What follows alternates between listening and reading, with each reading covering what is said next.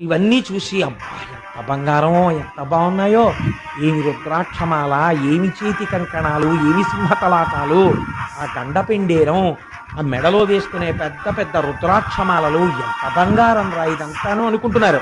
ఇంతలో స్నానం చేసి తువ్వాలు కట్టుకుని ఒక ఆయన వచ్చి ఒక్క ఉంగరం వేలికుంది, మిగిలిన ఉంగరాలన్నీ పెట్టుకుని ఆ కంకణాలన్నీ వేసుకుని ఆ మాలలన్నీ వేసుకుని, ఏం బాబు దేనికోసం వచ్చావు అన్నాడు. ఇప్పటి వరకు మీకు ఏది గొప్ప? అక్కడ పళ్ళెంలో ఉన్న బంగారం గొప్ప. ఇప్పుడు మీకెవరు గొప్ప?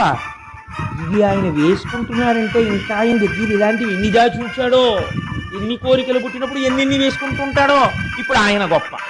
ఎందుకని? ఆయనకి ఇది ఆభరణమైనది, ఆభరణము తక్కువైపోయింది, ఆయన ఎక్కువైపోయాడు.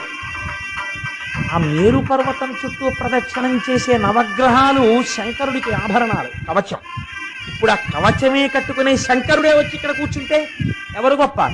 ఈయనే గొప్ప.